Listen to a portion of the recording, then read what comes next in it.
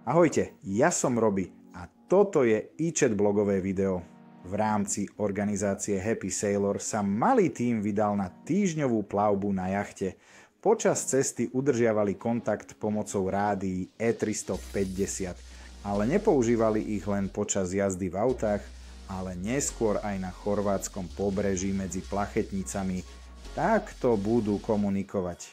Haló, haló. Peťka volá šestku demorádiom. Tu Robi s Sigetalom. Ahoj Robi. Onedlho budeme pri Záhrebe. Takže nasledujte na mape až do Vitigu. Jazda po diaľnici nebránila rádiám, aby neustále posielali GPS polohu. To som mohol dokonale sledovať. Displej rádia E700. A navyše vidíte aj GPS trasu pomocou počítačového dispečerského programu a hlasová komunikácia bola tiež neprerušená, preto diaľnicou rýchlosťou viac ako 100 km za hodinu. Ale Robi má o kilometr ďalej, ak nenosíme klipsu.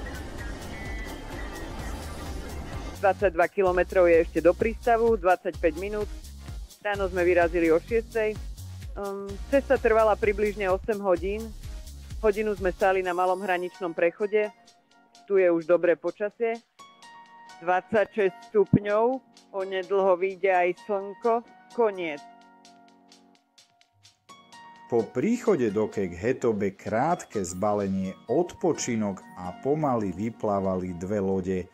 Pomocou E700 rádia Incet som vedel udržiavať kontakt s Vikiekom a ja som pozeral aj na jeho vlastnú mapu. Teraz uvidíte mapu dispečerského programu a budete počuť komunikáciu rádií E700 a E350. Robi, momentálne treba. Som tu. Zvečer sme vyrazili zo Splitu loďou, ktorá obchádzala. Na lodiach je taká ukážka, takže si tu môžeš dvakrát pozrieť, ako ukazuje našu produkciu, kde sa nachádza tá druhá loď na mori a ideme popri sebe. Áno, vidím, už predtým som urobil fotky a pozdravil som aj Mikita, takže som videl, že ste sa vydali. Prvý sa vydal Peťka a potom šiel šiestka. Najprv moc číslo 5, potom ide 6, oba sú lodné, potom 6 členný. Keď prídeme, potom zideme dole. Ďakujeme, nemá číslo, takže s tvojou loďou pôjdeme vidieť. A keď zakotvíme na formálnom mieste, znova ti poviem, aby si videl pozície, koniec. Dobre. Pekne vidieť vás na mape. Akým signálom pracujú rádia? 4G, kompletné sieťové pokrytie.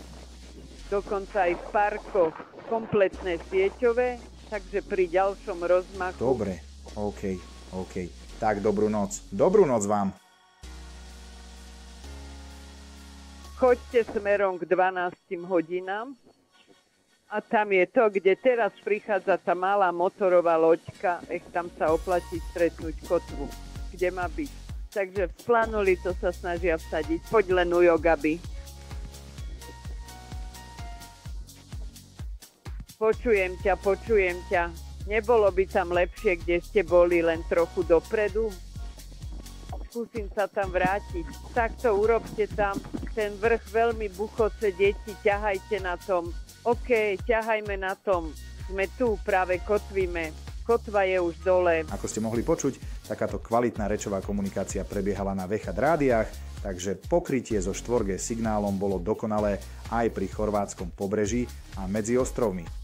A nielen reč, aj sledovanie išlo veľmi dobre. Rádia posielali polohu a ja som všetko mohol sledovať na E700.